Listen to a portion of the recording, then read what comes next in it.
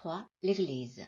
Matthieu 16, 18. Simon-Pierre répondit, « Tu es le Messie, le Fils du Dieu vivant. Et moi, je te dis que tu es Pierre, et que sur ce rocher je construirai mon église, et les portes du séjour des morts ne l'emporteront pas sur elle. » Après la mort et la résurrection de Jésus, Dieu a établi son Église en appelant ceux qui croient et confessent que Jésus est le Fils de Dieu, le Christ et le Sauveur.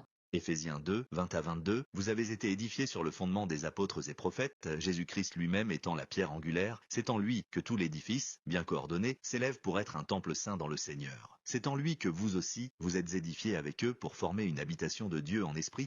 Chaque croyant est le temple de Dieu où demeure le Saint-Esprit. Ensemble, ces croyants se rassemblent pour adorer Dieu, recevoir l'enseignement de sa parole, vivre la communion fraternelle, s'édifier mutuellement et annoncer l'Évangile au monde. Ils forment ainsi le corps de Christ, c'est-à-dire son Église. C'est à travers eux que l'Église de Jérusalem fut établie en l'an 33 après Jésus-Christ. Puis l'Église d'Antioche fut fondée et l'Évangile commença à s'étendre au-delà du peuple juif vers le monde des nations. Après avoir rencontré le Seigneur ressuscité sur le chemin de Damas en l'an 35 après Jésus-Christ, Paul fut préparé par Dieu pendant environ 10 ans. Par la suite, appelé par Barnabas, il commença son ministère au sein de l'église d'Antioche et Dieu se servit de lui pour étendre l'évangile au monde païen. Pendant environ 40 ans, Dieu voulut d'abord que l'église de Jérusalem annonce l'évangile au peuple juif. Par l'intermédiaire des Juifs de la diaspora qui montaient à Jérusalem pour les fêtes, l'évangile se répandit ensuite dans de nombreuses régions. Puis, à partir de l'église d'Antioche, Dieu utilisa Paul et Barnabas pour annoncer l'évangile au monde grec et au peuple des nations, posant ainsi les fondements de la mission auprès des païens.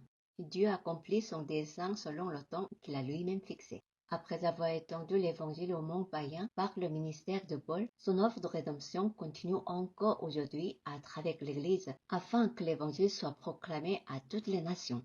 Aujourd'hui, le temple ne désigne plus un bâtiment particulier. 1 Corinthiens 3,16. Ne savez-vous pas que vous êtes le temple de Dieu et que l'Esprit de Dieu habite en vous? Jésus est l'Emmanuel, Dieu avec nous en tout lieu, et le Saint-Esprit demeure en ceux qui croient.